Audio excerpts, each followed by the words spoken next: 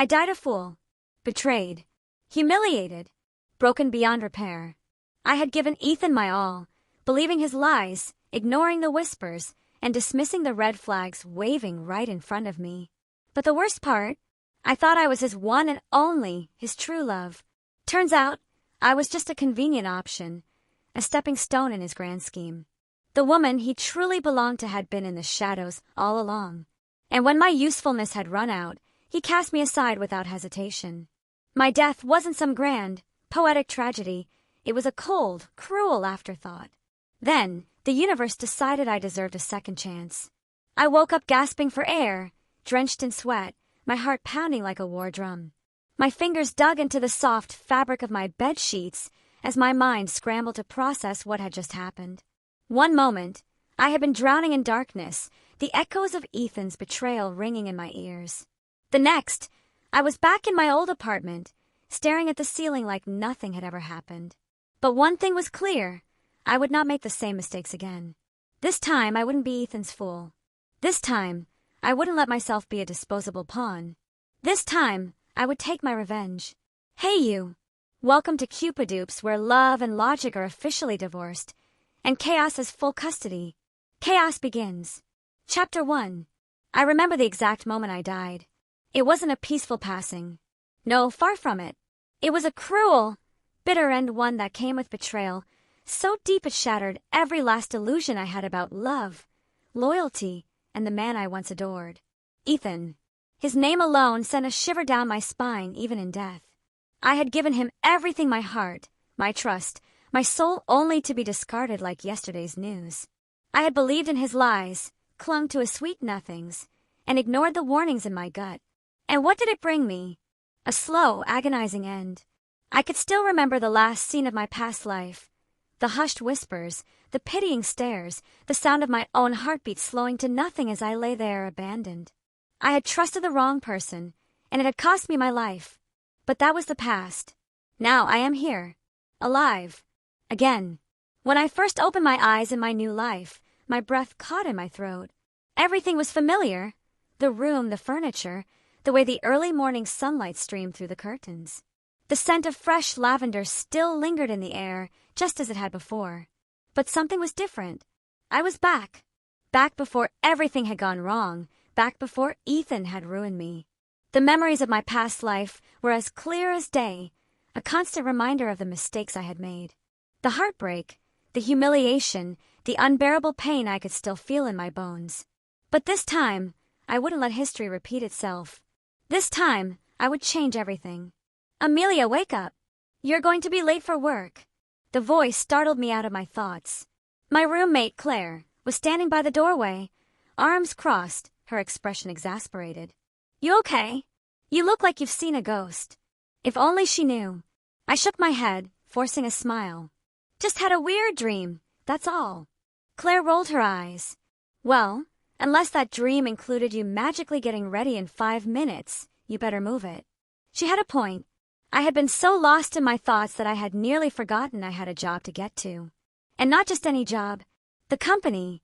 The same one where Ethan worked. I sucked in a breath. This was it. My second chance. I wouldn't be the same naive fool who had fallen into his trap before. I had 5 years of experience in this company, and I knew exactly what lay ahead. This time, I was going to play the game differently. Walking into the office felt surreal. Everything was the same.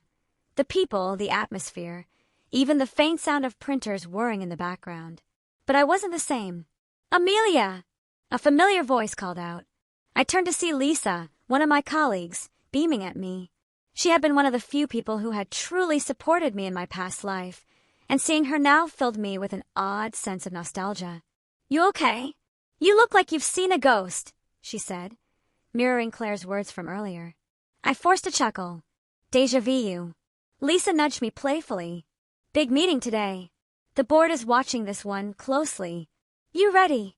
I nodded, my mind already racing. I knew exactly how this day would play out. The meeting would be crucial.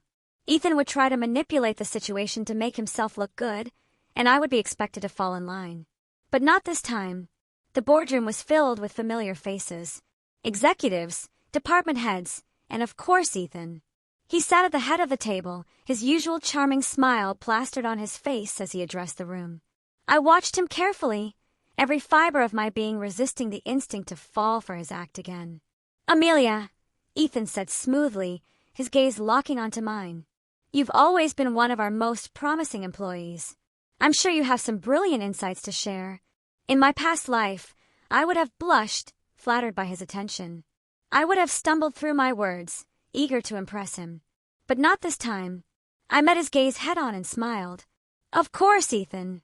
But before I share my insights, perhaps you could explain the discrepancies in last quarter's reports.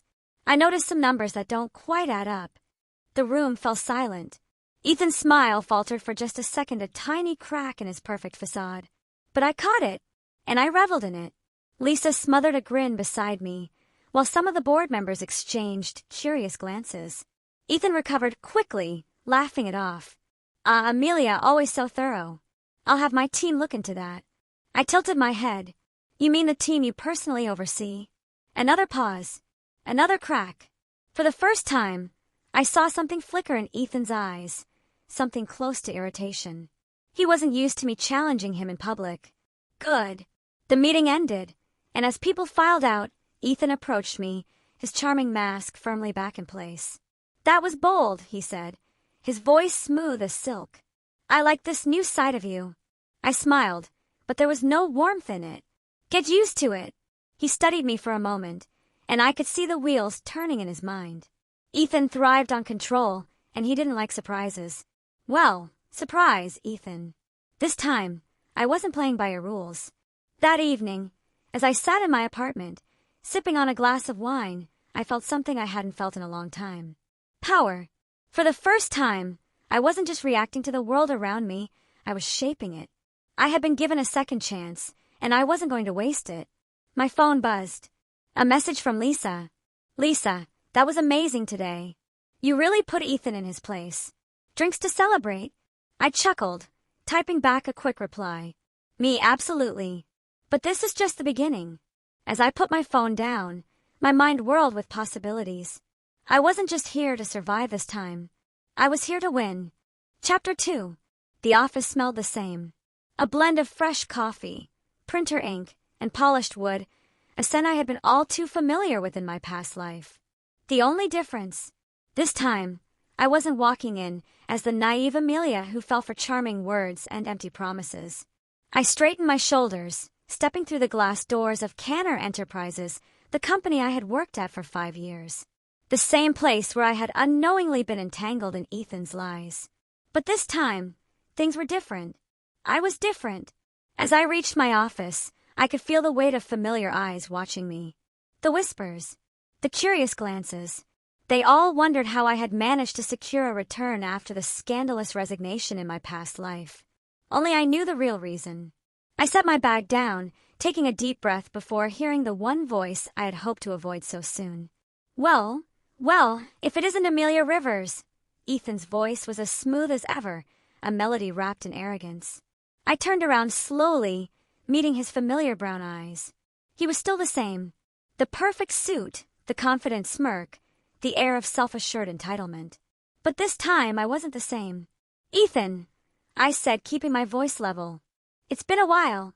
His eyes scanned me, the corners of his lips curving slightly, as if he was already trying to get inside my head. "Didn't expect to see you back here," he said, stepping closer. "What changed?" I shrugged. "New opportunities. I figure this company still has unfinished business for me." He chuckled, and I could tell he thought this was just another game. Another round of cat and mouse, where he played the hunter and I the prey. "Have dinner with me tonight," he said casually, as if inviting me out was the most natural thing in the world. As if history hadn't already played the scene before. I tilted my head, pretending to think.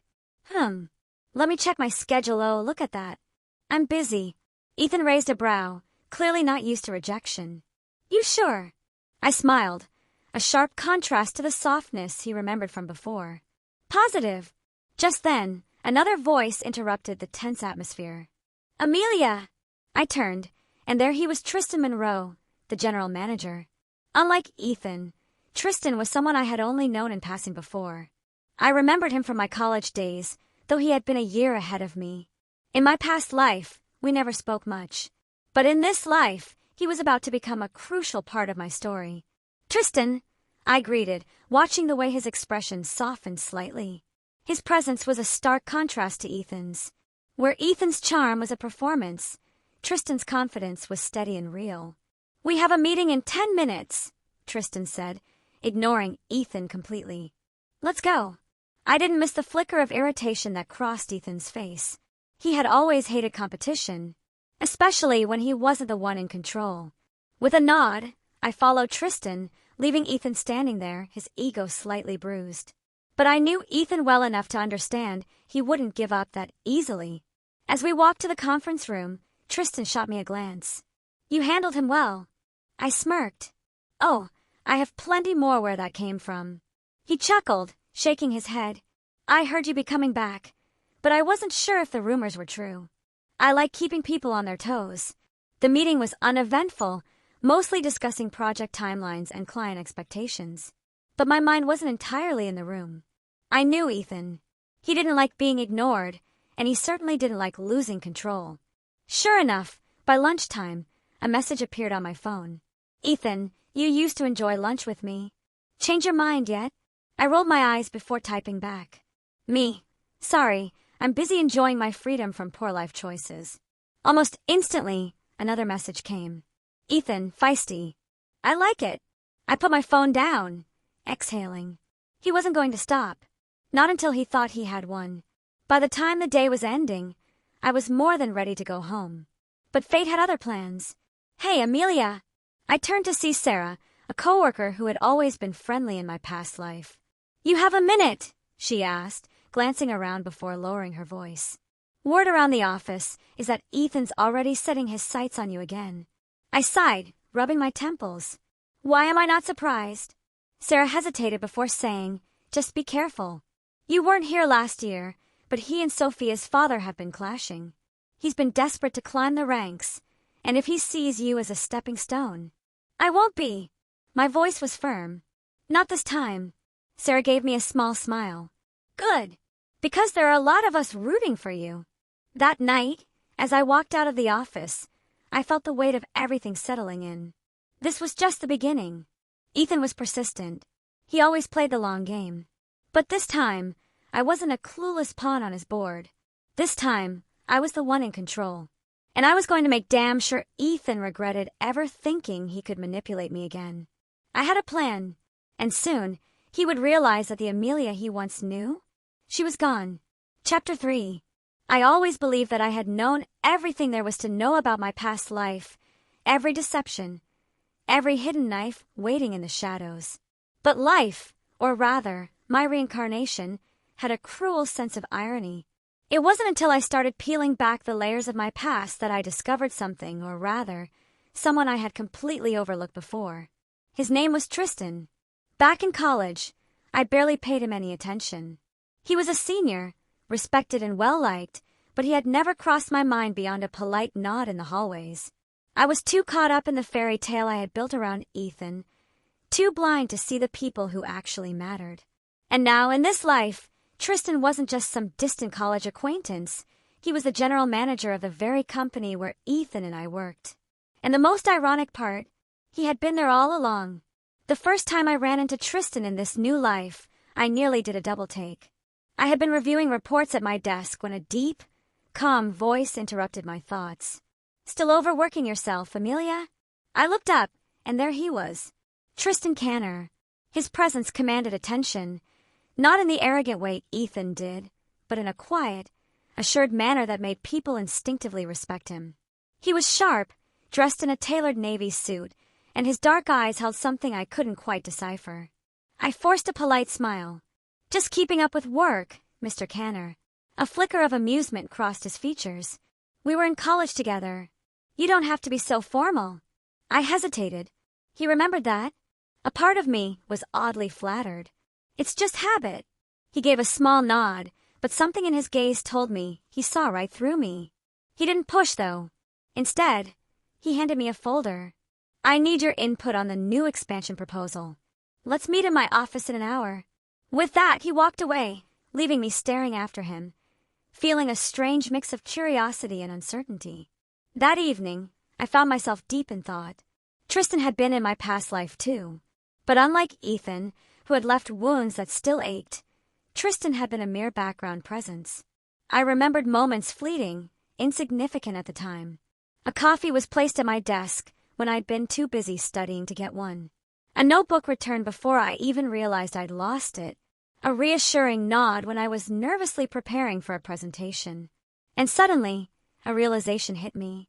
Has Tristan always been watching out for me? I needed to know more. So I started digging. What I found left me stunned. Tristan had been more than just a distant senior in my past life. He had quietly looked after me in ways I had never noticed.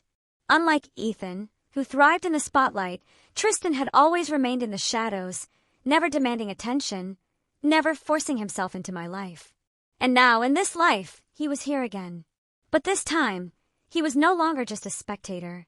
He was someone with power, influence, and a role that intertwined directly with mine. I decided to test the waters.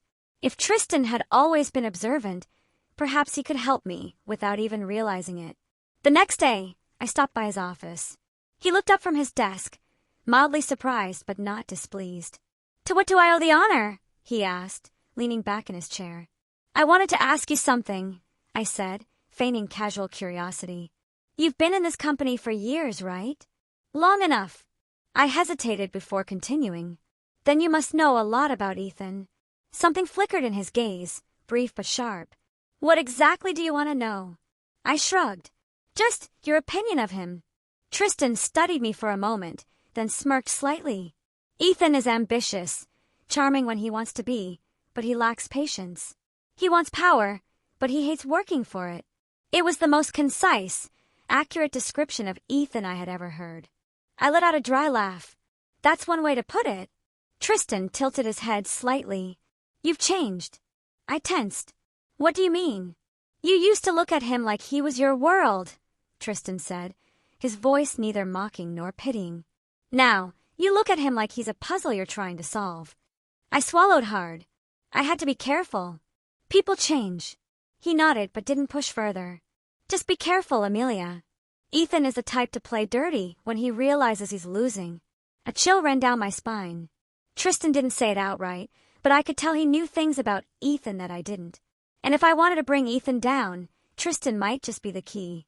That night, as I was leaving the office, I caught a glimpse of Ethan in the parking lot, arguing with someone on the phone.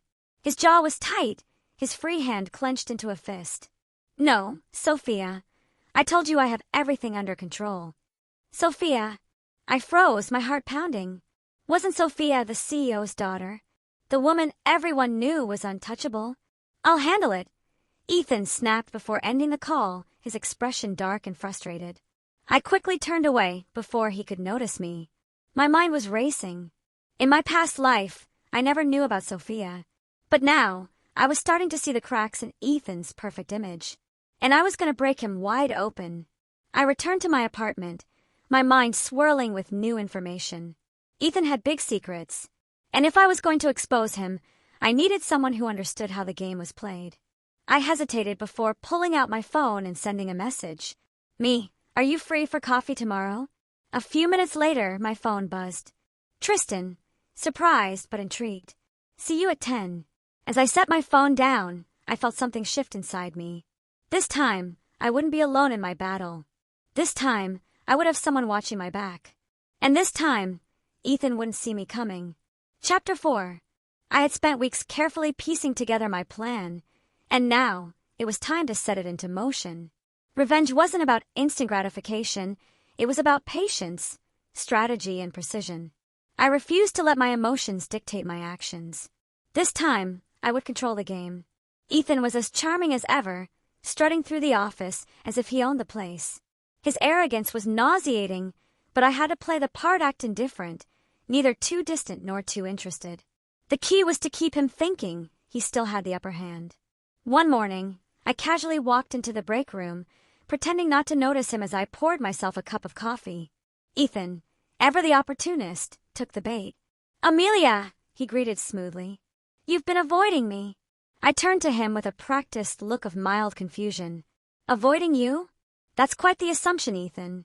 I've been busy with work. He chuckled, leaning against the counter. Come on, we both know you enjoy our little encounters. Why deny it? I smiled, feigning amusement. You flatter yourself too much. Before he could respond, a voice cut in. Amelia, there you are. I turned to see Tristan standing in the doorway. His timing was impeccable. With his tall frame and composed demeanor, he exuded an authority that was impossible to ignore. Tristan, I greeted, my tone light but appreciative. Ethan's expression faltered for a split second, his eyes darting between Tristan and me. There was an unspoken challenge in his gaze, but Tristan didn't acknowledge it. Instead, he turned to me. We need to go over the new project proposal before the afternoon meeting. Do you have a moment? I nodded. Of course. As we walked out together, I could feel Ethan's gaze burning into my back. The first seed of doubt had been planted. The deeper I dug, the more skeletons I uncovered. Ethan had not only manipulated and deceived me in my past life, but his entire career had been built on half-truths and well-placed connections. However, the most significant revelation came when I discovered the real reason why Sophia's father had refused to promote him. Ethan had been involved in questionable business dealings, using company funds for personal gain, and attempting to manipulate internal politics. It was clear that Sophia's father didn't trust him, and for good reason. One of my first strategic moves was to expose these dealings in a way that would leave him no room to escape. Tristan was a crucial part of my plan. His position as general manager gave him access to information I couldn't obtain alone. I started involving him in subtle ways, carefully steering conversations toward Ethan's questionable behavior. One evening, after hours, Tristan and I sat in his office, reviewing reports. This doesn't add up, Tristan murmured, scanning the documents I had managed to retrieve. That's because he's been falsifying numbers. I pointed out. If we cross-check these with the actual transactions, we'll find discrepancies. Tristan leaned back, studying me. You're really determined to take him down. I met his gaze. You have no idea. A small smirk tugged at the corner of his lips. Then let's do it properly. With Tristan's help, I ensured that certain anonymous documents made their way to Sophia's father. The reaction was immediate. A quiet investigation was launched within the company, and Ethan was completely unaware that his world was beginning to crumble. At the same time, I began to sow small seeds of doubt among Ethan's allies. A carefully placed rumor here, an overheard conversation, there was enough to make them question his loyalty and credibility. Just when I thought everything was going smoothly, an unexpected variable entered the equation. One evening, as I was leaving the office, I heard a familiar voice calling my name. Amelia! I turned, my heart stopping for a moment. It was a woman I had never met in this life, but remembered vividly from my past. She was clutching a toddler in her arms. I need to talk to you, she said urgently. It's about Ethan. Over coffee, she introduced herself as Claire, the mother of Ethan's child. He doesn't acknowledge us, she admitted bitterly. He promised me the world, and then when I got pregnant, he disappeared. I heard whispers about him being engaged to someone from a powerful family, but I never thought he'd abandon his own son. I clenched my fists under the table. Ethan's betrayal ran deeper than I had imagined. In my past life, I had been blind to so many of his secrets, but this time, I would not ignore the truth. Claire's story was the missing piece I needed. Armed with this new information, I carefully orchestrated the moment that would be Ethan's undoing. At an upcoming company gala, where all the executives, investors, and board members would be present, I made sure Claire was there. I ensured she was introduced to Sophia's father. And when the moment was right, I stepped forward with undeniable evidence of Ethan's deceit, his financial fraud, his secret affairs, and most damningly, his abandoned child. The room erupted in whispers. Sophia's father's face darkened, and Sophia herself looked as if the ground had been ripped from beneath her. Ethan tried to talk his way out of it, but the damage was irreversible. By the end of the night, Ethan had lost everything. His engagement to Sophia was over, his career was in shambles, and his carefully crafted image was shattered. Security escorted him out of the event, humiliated and broken. I stood back, watching it all unfold with quiet satisfaction. Beside me, Tristan spoke in a low voice. You did it. I turned to him, meeting his gaze. For the first time, I allowed myself to breathe. Yes, I murmured. I did. But I knew this was just the beginning. Ethan was gone, so I thought. Chapter 5. The more I worked with Adam, the more I found myself drawn to him in ways I never anticipated. It started subtly with his quiet presence during late-night strategy meetings, the way he always seemed to understand what I needed without me having to say a word, the way his piercing gaze studied me, not with judgment, but with understanding.